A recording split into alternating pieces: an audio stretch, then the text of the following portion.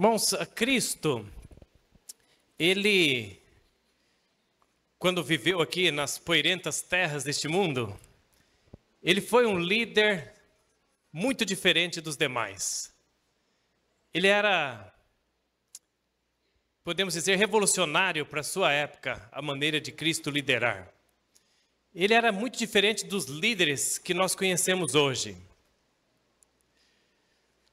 Hoje, quando tem aí uma pessoa que quer se tornar um líder ou influenciador, né?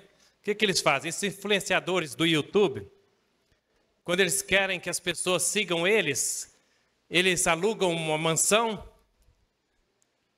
com a piscina linda, né?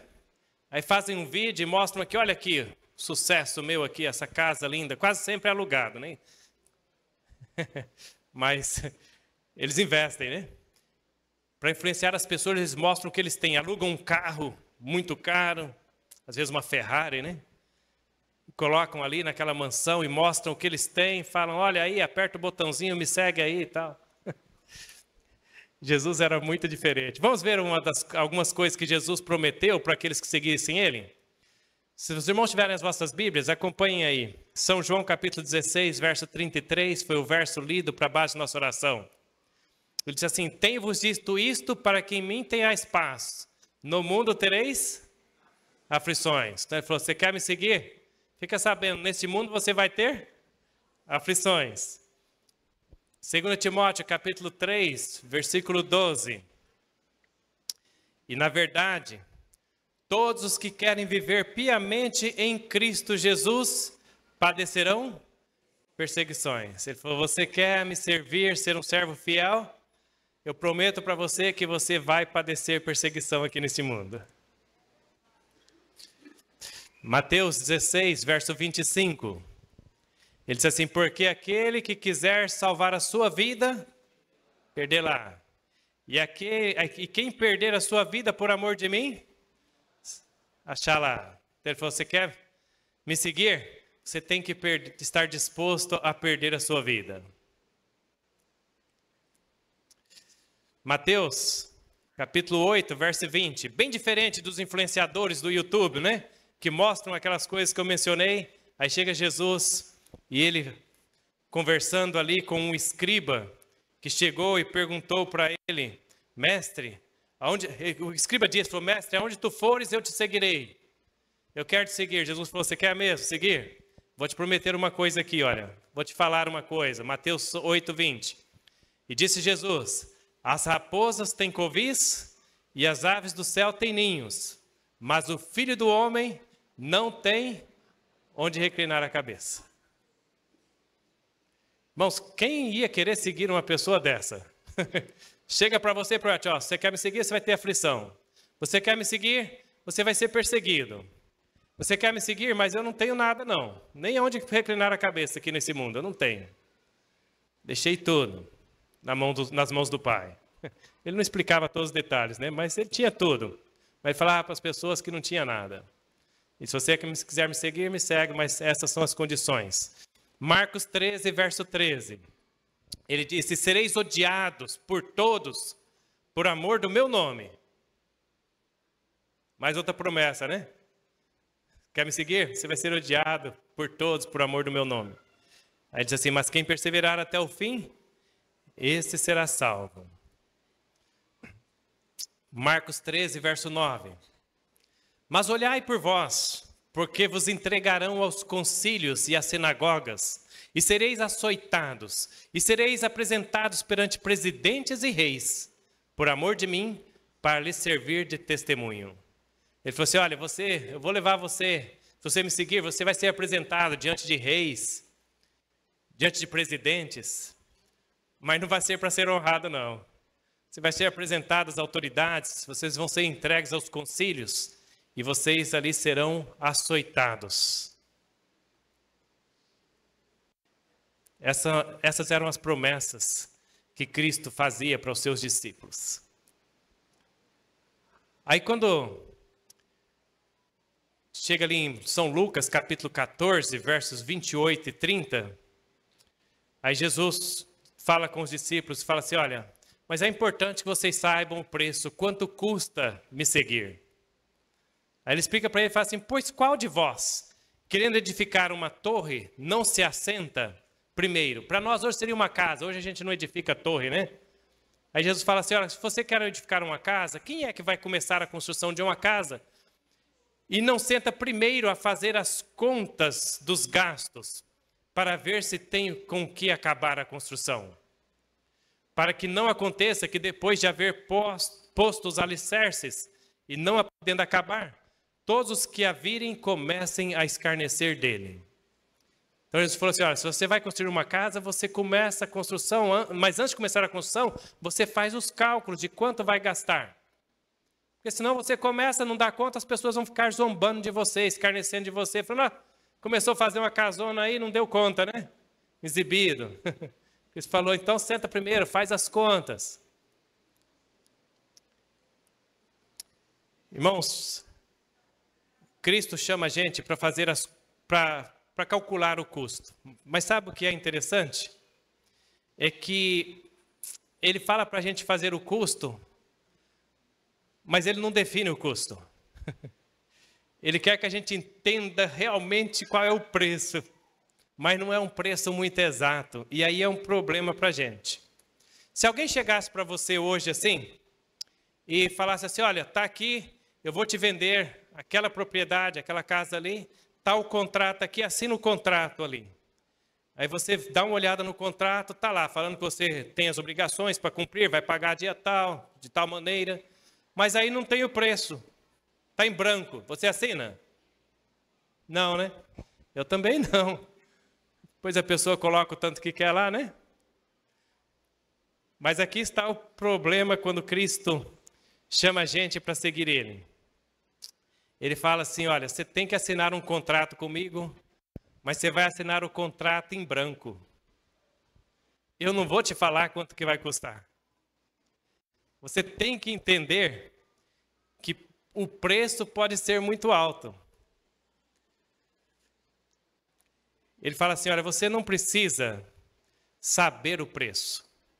Você só precisa assinar o contrato. Mesmo que isso signifique perder a sua vida. Ou seja, pode custar tudo. Pode custar a cruz, a morte na cruz. Como custou para Pedro, né? E Jesus fala assim, é esse contrato que eu quero que você assine comigo. Agora, irmãos, uma outra ilustração para a gente entender um pouco o assunto. Se você saísse aqui da igreja hoje, depois do pôr do sol, e você fosse abastecer o seu carro, você chega aí, para num posto de gasolina, e aí uma pessoa desconhecida chega para você, aproxima de você, e você já fica pensando que ela vai pedir dinheiro, né? Quando um desconhecido chega perto da gente, a gente já pensa que vai pedir dinheiro. Mas a pessoa chega para você e fala assim, olha, eu quero te pedir uma coisa, mas você tem que prometer que você vai fazer quando eu te falar o que eu vou pedir para você. Você promete? Você prometia? Eu também não ia prometer, não.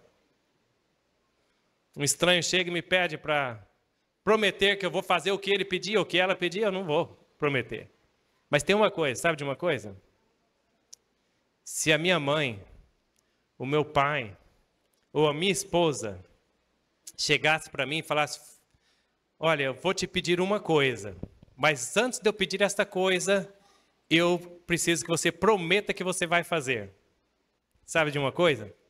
Eu prometeria. Para o meu pai e para minha mãe, se eles falassem que precisava de eu prometer antes deles falarem, ou para minha esposa, eu falava, pode falar que eu vou fazer. Sabe por quê? Porque eu conheço o amor que eles têm por mim. E eu sei que eles não iam pedir para mim fazer nada que ia me machucar ou machucar alguém. Nada que ia me prejudicar. Essas pessoas só têm coragem de pedir para mim fazer coisas que vai fazer bem para mim. Você está entendendo o que Deus está falando para nós aqui nesta manhã, para você, tentando explicar para você? Falando, filho, você tem que assinar o contrato. Ainda que você não sabe o preço. No finalzinho do contrato, se você prestar atenção, vai ter uma cláusula lá dizendo assim, Senhor Jesus, eu sou teu, custe o que custar. Eu não tenho como falar para você quanto vai custar para você, qual vai ser o custo para você. Jesus só pede que você assine o contrato. Esse contrato que você não sabe quanto vai custar. Para algumas pessoas, o custo é um. Para outras pessoas, o custo é outro. Quanto vai custar? Só Deus sabe. Para algumas pessoas, o custo não pareceu tão alto, mas só Ele e Deus sabe quanto custou. Para outros, o custo parece para nós extremamente alto, mas quando Deus olha, de acordo com Deus, como Deus vê, e quando essa pessoa chegar no céu e olhar para trás, essa pessoa vai falar assim: foi barato demais. Não custou nada. Nós podemos pensar de algumas pessoas, por exemplo, quanto custou para Estevão o seguir a Cristo? Foi apedrejado. Custou a vida dele. Tiago foi morto à espada. Custou a vida. João Batista foi decapitado. Pedro, crucificado. E não quis ser crucificado como Cristo foi, não. Ele falou: não sou digno. Ele entendia o valor da transação que ele estava fazendo, do contrato que ele tinha assinado. Ele falou assim: eu não sou nem digno de ser crucificado como foi crucificado meu Senhor. Vocês vão me crucificar, crucifica de cabeça para baixo, então. Ah, que Deus nos ajude a entender o contrato que Jesus pede para a gente assinar. Nada vai ser caro demais quando a gente entender esse contrato. João, o profeta, foi cozinhado em um caldeirão de azeite. Segundo a história, por um milagre, escapou, mas estava disposto a ser frito no azeite, porque ele tinha assinado um contrato com Jesus. Paulo também foi decapitado. Irmãos, a gente não sabe, Cristo não fala exatamente o preço que vai custar para você. Talvez você não vai ser um mártir, mas tem um custo, que só você e Deus vai saber quanto foi. Ali em São Mateus, capítulo 19, verso 12, Cristo ele chega e diz assim: olha, porque há eunucos que assim nasceram do ventre da mãe, e há eunucos que foram castrados pelos homens, e há eunucos que se castraram a si mesmos por causa do reino dos céus. Para alguns, o custo foi ser um eunuco, e para muitos hoje o custo ainda é ser um eunuco pelo reino de Deus. Ele menciona 3 tipos de eunucos aqui. Ele fala daqueles que nasceram do ventre da mãe, aqueles que já nascem e não têm desejo de se casarem. Passam através dessa vida tranquilamente solteiros, se preferem assim. Ele falou daqueles que foram castrados pelos homens. Aqui era um costume muito comum na época, quando os reis colocavam homens para cuidar das princesas, das mulheres do rei, e para evitar qualquer incidente, qualquer acidente, qualquer tentação por parte desses homens, eles eram castrados para poder cuidar dessas mulheres. E aí Jesus fala daqueles que decidiram se fazer eunucos pelo reino de Deus. E ainda hoje tem pessoas que decidem, pelo reino de Deus, continuarem sozinhas, porque entendem que Deus as chamou assim. Muitos passam suas provações, diferentes circunstâncias da vida levam pessoas a ter a necessidade de se fazerem eunucos pelo reino de Deus. Vocês já viram que, mesmo na igreja, tem pessoas que têm tendências homossexuais. Tem pessoas que você olha para elas assim, você já sabe que ela tem essa tendência. Por alguma razão da vida, essa pessoa tem essa tendência. E às vezes ficam na igreja a vida toda e nunca se casam. Porque para se casarem só teriam vontade de casar-se com uma pessoa do mesmo sexo. Sabe que a palavra de Deus não apoia, que Deus diz que não é certo. Pedem a bênção de Deus, o milagre de Deus nas suas vidas e continuam sozinhas o resto da vida.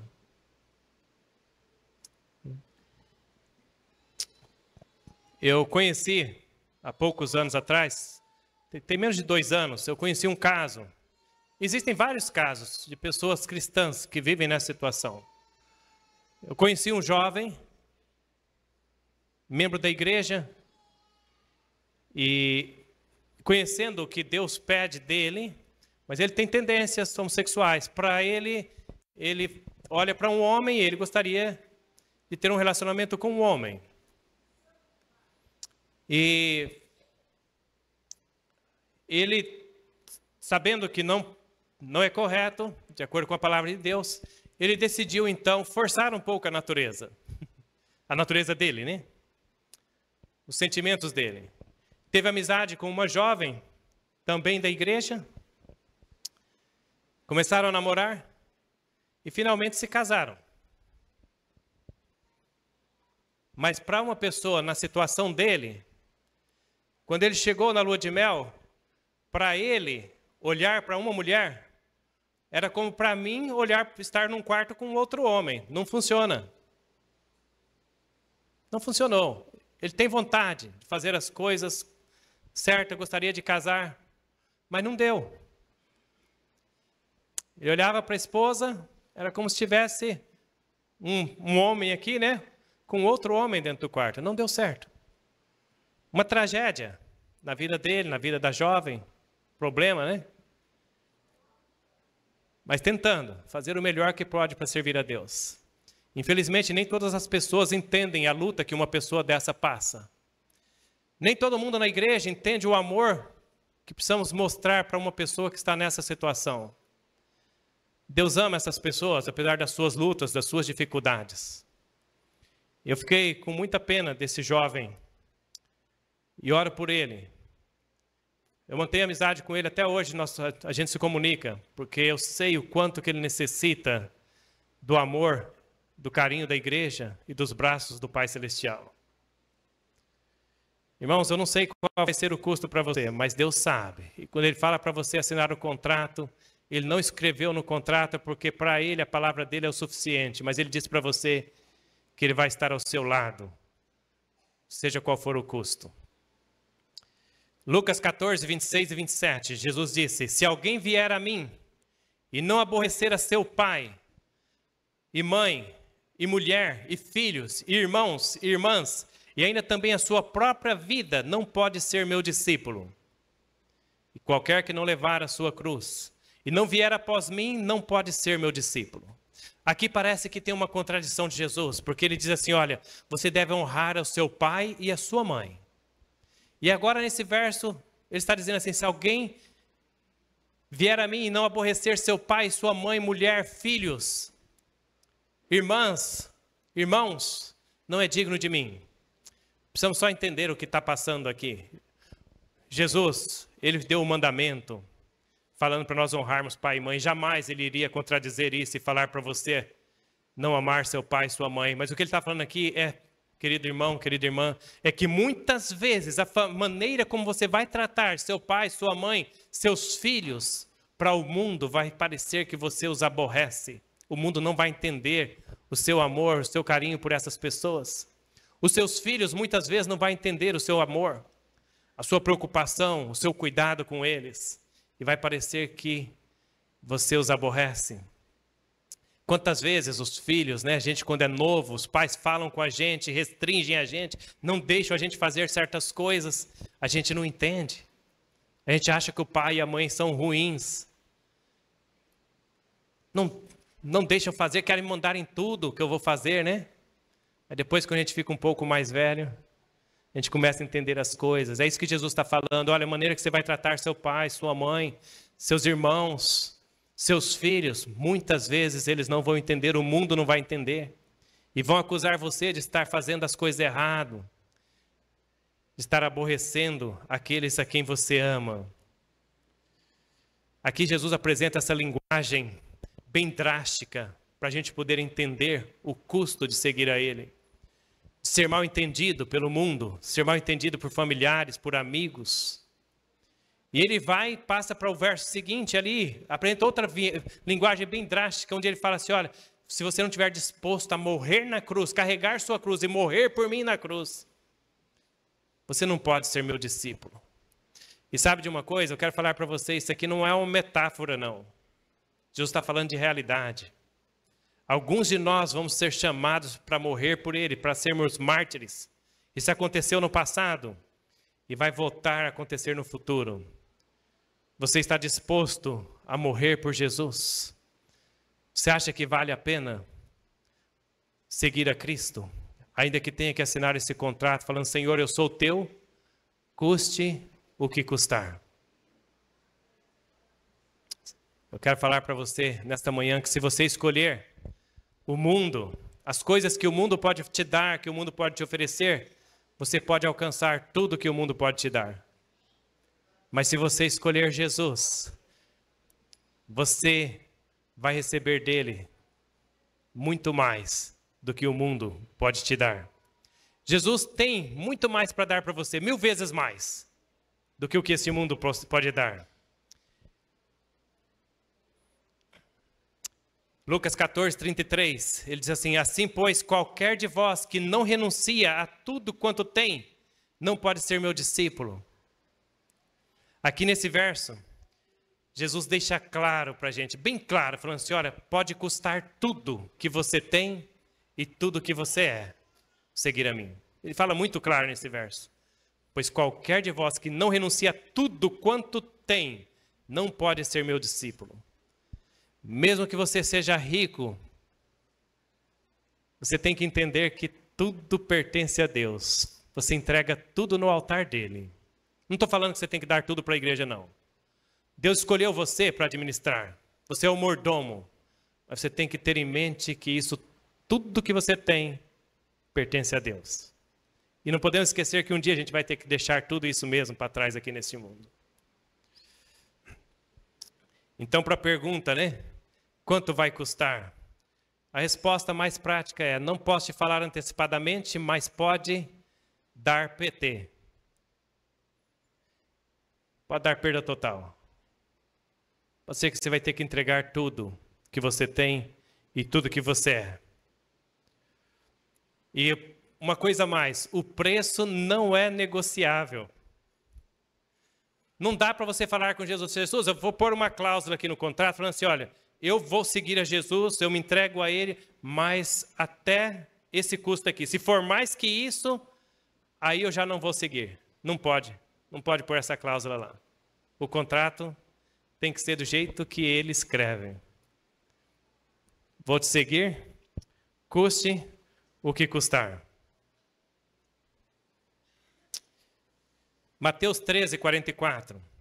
Jesus diz, também o reino dos céus é semelhante a um tesouro escondido em um campo, que um homem achou e escondeu, e pelo gozo dele, vai, vende tudo quanto tem e compra aquele campo. Esse é o reino de Deus. Pode custar isso, vender tudo que você tem. Quer dizer, você pode perder tudo nesse mundo. Lucas 14, 14. E serás bem-aventurado, porque eles não têm com que te recompensar, mas recompensado te será na ressurreição do justo. Irmãos, as coisas que você vai ter que fazer neste mundo aqui, você vai fazer para os pobres, eles nunca vão poder recompensar você. A coisa que você vai fazer pela igreja, que a igreja nunca vai poder te pagar de volta, te recompensar. Jesus falou assim, olha, mas você é bem-aventurado, porque você não vai receber deles, mas você vai receber do Pai. Aí, mas tem um problema aqui nessa promessa de Cristo.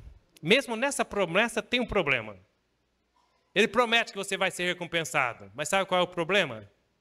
Ele fala assim, mas recompensado te será na ressurreição do justo. Só lá na frente que você vai receber. Você vai ter que esperar para poder receber. 1000 vezes mais, mas tem que ser lá na frente. E a gente não gosta de esperar, não é? Principalmente nessa época que a gente está vivendo. Nós estamos vivendo num mundo que tudo é rápido. Né? Alguns de nós ainda somos daquela época que a gente conectava o computador. Não tinha laptop não, era aqueles computador, né, grandes assim. A gente conectava o computador e ele ficava uns 5 minutos com aquele barulhinho enjoado. Lembram? Alguns lembram aqui, não lembram? Aquele barulhinho enjoado. Era internet discada, acho que chamava. Fazia aquele barulho. Eu queria saber imitar o barulhinho para mostrar para vocês aqui, mas eu não vou dar conta, não. Aí ficava aqui lá, ó, tempão a gente esperando, 5 minutos, esperando o computador, a internet conectar. Fora o computador, que já tinha esperado quase outros 5 minutos para ele começar. E hoje? Hoje, eu abro a tampa do meu computador aqui, ó, abriu, está ligado e está conectado. Se demorar 10 segundos, eu já quero jogar no chão, porque está com problema. Né? Aí chega Jesus e fala assim, olha, eu vou te recompensar. Não vai ser tudo ruim, não. Você vai passar essas coisas ruins nesse mundo, mas lá na ressurreição do justo eu vou te recompensar. Aí, para muita gente, esse é o problema. Fala assim, vai demorar demais. Eu quero aqui e eu quero agora. No futuro, não sei se vale a pena esse investimento. O jovem rico, Cristo conversou com ele, ele achou que não valia a pena esperar tanto tempo. Falou, não, vou continuar desfrutando deste mundo aqui. Queridos jovens, Jesus está falando com você hoje, pedindo para você assinar esse contrato com Ele. Quantas vezes Ele tem falado ao seu coração, talvez tantas vezes que hoje quase você não ouve mais a voz dEle chamar você. Jesus te chama para fazer um compromisso com Ele. E tem uma coisa, está escrito no livro Educação 276, que compromisso com Jesus envolve compromisso com a igreja dEle. Jesus te chama, você já ouviu apelos para você entregar sua vida para Ele, para você se batizar, e você fica pensando, ainda não. Eu tenho umas coisas deste mundo que eu preciso resolver, umas coisas que eu preciso fazer, umas coisas que eu preciso desfrutar deste mundo. Mais na frente. Hoje Ele te chama, diz o hino, amanhã pode ser muito tarde. Será que vale a pena seguir a Cristo? Ou será que vale a pena continuar se iludindo com este mundo, pensando nas coisas deste mundo? Paulo, ele entendeu esse preço, esse contrato. E aí ele disse assim, Filipenses 3:8, ele diz, tenho tudo como perda, pela excelência do conhecimento de Cristo Jesus, meu Senhor. E eu, irmãos, costumo dizer que vida sem Jesus não é vida. E é isso, queridos jovens, prestem atenção. Vida neste mundo, sem Jesus não é vida. É uma ilusão, é algo que passa muito rápido. É como um vapor, diz a Bíblia. Mas eu quero dizer para você algo também maravilhoso. Que morte com Jesus não é morte. O crente não morre.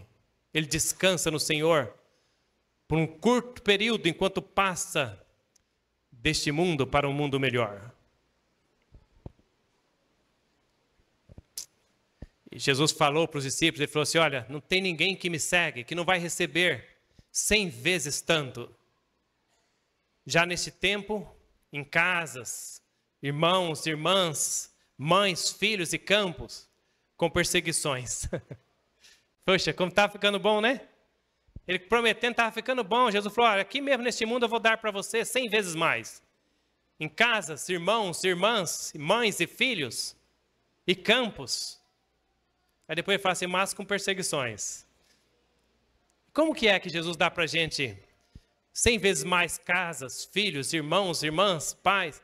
Como que é? Irmãos, eu quero falar para você.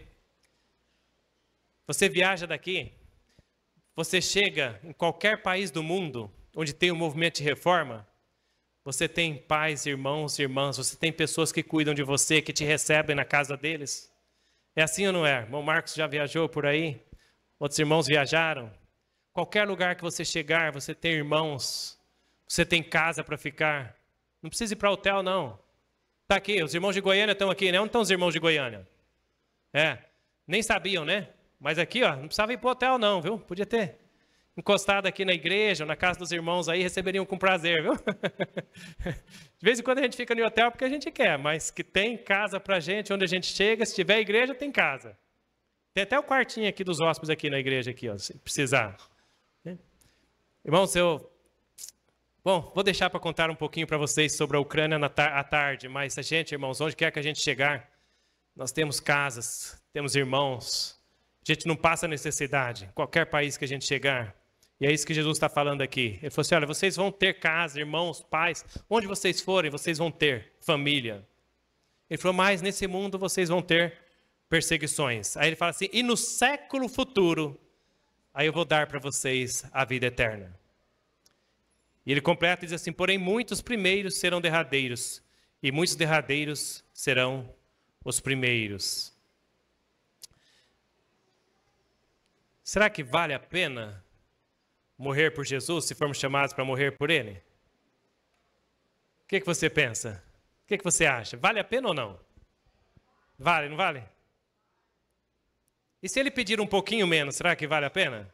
Mais ainda, ficou mais fácil, né? Mas em vista do que a maioria de nós, do que é pedido para a maioria de nós, para a maioria de nós, Deus não vai pedir a vida. A maioria de nós não vamos ser mártires. Nós vamos descansar de alguma outra maneira. Mas Deus pede umas coisinhas bem mais simples para a gente. E às vezes a gente acha que é muito, né? A gente age igual Pedro. Pedro estava disposto a morrer por Jesus. Chegaram os soldados lá, Pedro falou assim, não, aqui não vai levar o Senhor não. Tirou a espada, já cortou a orelha do servo do sumo sacerdote. Ele estava disposto a lutar até a morte por Jesus ali naquela hora. Ele sabia, ele tinha chegado à conclusão que valia a pena morrer por Jesus. Mas passado pouco tempo, as pessoas chegaram para ele, na hora que Cristo estava lá sendo julgado, prestes a ser condenado, aí chegaram para Pedro e falaram assim, você era um dos discípulos dele, né? Ele ficou com vergonha de Jesus, teve vergonha de Jesus. Aí falou assim, não, eu não era deles não. Chega outro, rapaz, a tua cara te condena, você parece até com ele. Porque o crente muda de fisionomia, não muda? A face do crente fica diferente, as pessoas conhecem quando você é crente. Você apronta as besteiras aí fora, as pessoas olham assim e falam, ó, o crente, ó. Você nem falou para esse cara crente, mas já sabe que você é crente, só pela sua fisionomia, pela maneira como você veste. E aí Pedro, chega outro, fala para Pedro, rapaz, você estava andando com ele, sim. Aí o que Pedro faz? Começa a amaldiçoar, falar uns palavrões lá, né, umas coisas lá, para dizer que não era crente, não estava com ele não. Irmão, estava disposto a morrer por Jesus, mas agora nega Jesus por vergonha. Aí a gente chega aqui na igreja e a gente fala, não, eu estou disposto a morrer por Jesus. Aí depois a gente tem vergonha de se vestir como Jesus pede para a gente se vestir, de comer como Jesus pede para a gente comer. A gente tem vergonha de guardar o dia como Deus pede para a gente guardar. A gente tem vergonha de falar para as pessoas que a gente dá dízimo e dá oferta e que é abençoado por Deus, porque as pessoas vão zombar, falar, besta, dando dinheiro para o pastor e para a igreja, né? A gente fica com vergonha de dar testemunho das bênçãos que a gente recebeu porque a gente dá dízimo e oferta. Mas se a gente está disposto a morrer, se chegar aí, quiser lutar com a espada, vou morrer. Se me levar lá, eu vou morrer. Mas outras coisas tão mais pequenas, tão menores, né, que Deus pede da gente, aí a gente nega Jesus. Na hora que a pessoa fala uma coisa para a gente que a gente não gosta, ou dá uma cortada da gente no trânsito, que a gente fica com raiva, aí a gente já não consegue, já não dá para testemunhar de Jesus. Era bem mais fácil do que ter que morrer por Jesus. E às vezes são essas pequenas raposinhas, essas coisas pequenas da vida, que nos atrapalham de seguir a Cristo mais de perto.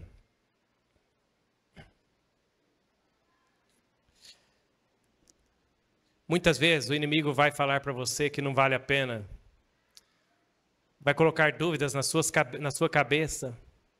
E às vezes a igreja, alguém na igreja, ou mesmo a igreja pode te decepcionar. E você pode achar que já não vale mais a pena continuar lutando, batalhando aqui neste mundo para seguir a Cristo. Você vai ser tentado a desanimar muitas vezes. Mas naqueles momentos, quando você for tentada a desanimar, a questionar se vale a pena seguir a Cristo, eu quero que você lembre esse texto que eu vou ler da palavra de Deus aqui agora. Desejar a todas as nações, 687, diz assim, falando de Cristo no Getsêmani, contemplai-o, considerando o preço a ser pago pela alma humana. Você entende? Jesus, ele contou o preço, ele contou o custo, ele fez as contas ali no Getsêmani. Aqui, quanto ia custar para ele salvar o ser humano? Contemplai-o considerando o preço a ser pago pela alma humana. Em sua agonia, apega-se ao solo frio, como a impedir de ser levado para longe de Deus. O enregelante orvalho da noite cai-lhe sobre o corpo curvado, mas não atenta para isso. Fazia frio, doía, angustiava, a dor da separação do Pai maltratava o corpo de Cristo. Mas ele não atenta para isso. Por que ele não atenta? Ele está olhando mais adiante. De seus pálidos lábios irrompe o amargo brado: meu Pai, se é possível, passe de mim este cálice. Mas mesmo então acrescenta: todavia, não como eu quero, mas como tu queres. Ele vê que os transgressores da lei, se forem deixados por si só, vão perecer. Vê o desamparo do homem, vê o poder do pecado, as misérias e os ais do mundo condenado erguem-se diante dele. Contemplando-lhe a sorte iminente do ser humano, ele decide-se e diz: salvarei o homem, custe o que custar para mim. Ele contou o custo, ele fez as contas. E ele falou: eu vou assinar esse contrato. Custe o que custar. Eu vou salvar o Eli. Foi por mim que ele morreu naquela cruz naquele dia. Foi por você, ele decidiu, falou: não importa o preço, eu vou morrer por você. Custe o que custar para mim. Naquele momento, a Bíblia diz que Cristo, ele começou a suar sangue. Sangue começou a sair dos poros de Cristo. Você sabe por quê? Porque ele se dispôs a receber o seu pecado e o meu pecado sobre ele. E o pecado era uma coisa que o corpo de Cristo não estava acostumado. O corpo de Cristo tentava repelir o pecado. Era algo tão estranho que as veias começaram a se romper. Essas pequenas veias da pele dele começaram a se romper e ele começou a suar sangue. Ele ficou tão fraco, diz a palavra de Deus, que ele caiu desmaiado no chão. Naquele momento desceu do céu, um anjo, em forma de um raio de luz, desceu, se colocou ao lado de Cristo, ergueu a cabeça de Cristo, colocou no seu ombro, acordou a Cristo daquele desmaio e mostrou para ele uma visão. E quando Jesus viu aquela visão, ele recobrou suas forças. Você sabe o que foi que Jesus viu naquela visão? O profeta diz: e verá o trabalho das suas mãos e ficará satisfeito. Jesus viu você e eu entrando no reino de Deus pelo sacrifício que ele ia fazer por nós na cruz do Calvário. E quando ele viu aquilo, ele recobrou as energias, teve forças e foi até o Calvário. Suportou tudo quanto é humilhação, espancamento, até ser crucificado na cruz. E às 3 horas da tarde, ele rendeu o espírito e morreu. Mas ele morreu vitorioso para poder dar a você e a mim a vitória sobre a carne, o pecado e o diabo. E um dia muito em breve, Jesus vai dar uma grande festa lá no reino de Deus. A festa vai começar ali no Mar de Vidro, onde vamos nos reunir com o Senhor Jesus e ele vai nos coroar. Mas sabe de uma coisa? Se você não estiver lá naquela festa, a festa não vai ser completa. Jesus te ama mais do que tudo neste mundo. Às vezes o inimigo vai falar para você: olha, não adianta mais, você já cometeu pecados muitas vezes, você errou novamente, você tem tentado por tanto tempo, você não vai conseguir. É mentira do diabo. Não dê ouvidos para ele, mas olhe para o Calvário. Clame pelo sangue de Jesus e lembre-se que ele está esperando por você naquela grande festa junto ao Mar de Vidro. E não permita que nada te impeça de estar lá. Ele já fez tudo que você precisa. Apegue-se a ele, decida servir a ele, seja qual for o custo. Fale: Senhor Jesus, eu sou teu, custe o que custar. Pela tua graça eu vou te servir. Quantos aqui gostariam de estar lá naquele dia no Mar de Vidro? Coloque-se de pé, irmãos, por favor. Qual é o hino final? Qual é o hino que vamos cantar? Nós vamos cantar o hino 206. Seguir a Jesus.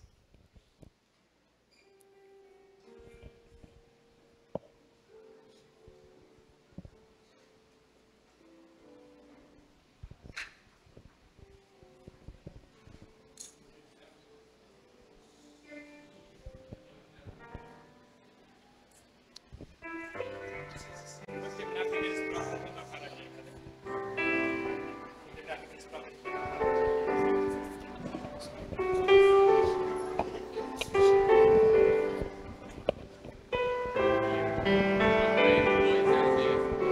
206.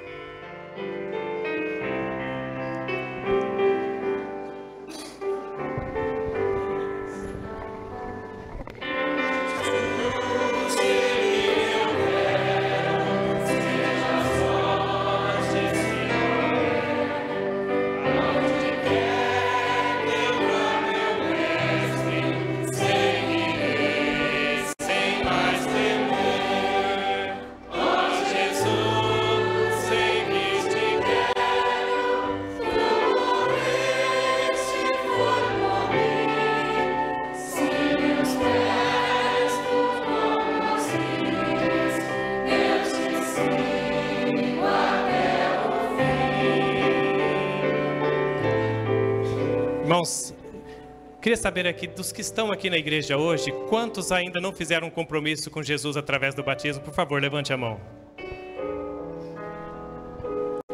Quantos não foram batizados ainda na igreja? Por favor, levante a mão. Temos alguns, né? Alguns que ainda não fizeram esse compromisso com Jesus. Você acha que vale a pena ou não servir a Jesus? Vale a pena? Talvez você já entendeu o amor de Cristo por você, mas você se sente indigno, indigna. Você sabe que você não é capaz, sabe que não vai conseguir. Você tem medo de fazer esse compromisso e depois fracassar. E eu queria convidar aqueles de vocês que gostariam de um dia entregar o coração a Jesus, fazer um compromisso com Ele através do batismo. Mas se você sente que é incapaz e que não pode você mesmo, eu queria convidar você que viesse à frente nesse momento. Eu quero orar com você. Vamos continuar cantando. E aqueles que sentiram o toque do Espírito Santo, por favor, venham à frente.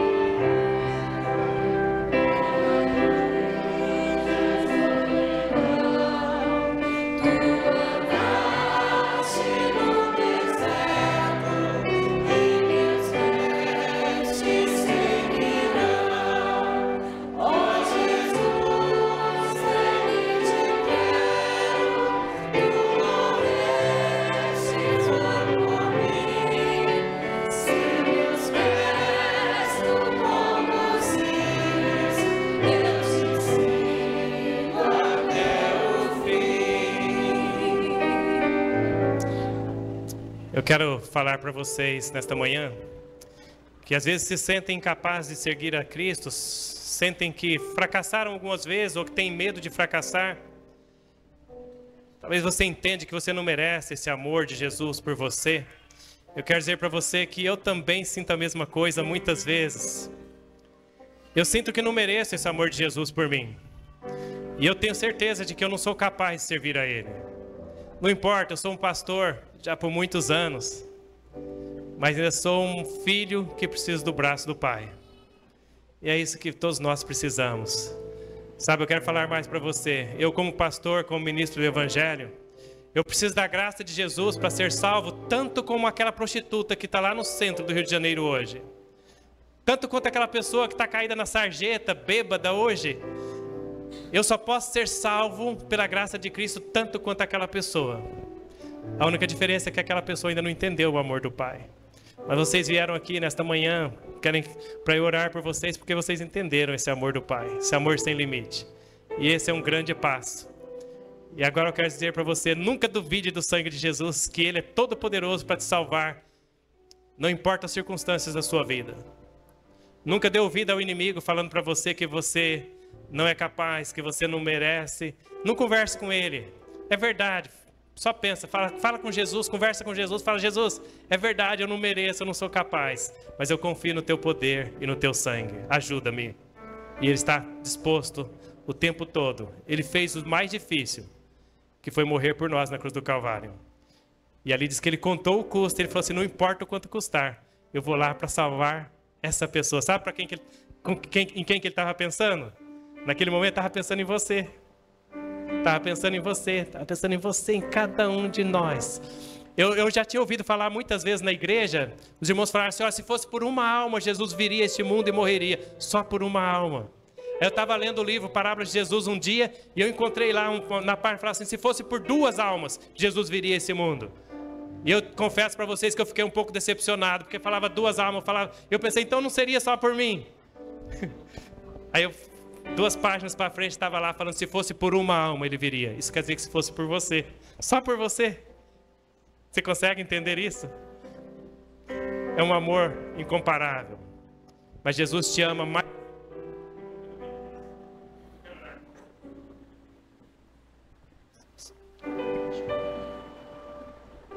Aqueles que puderem, vamos nos ajoelhar. Os que não puderem, pode ficar em pé mesmo, não tem problema.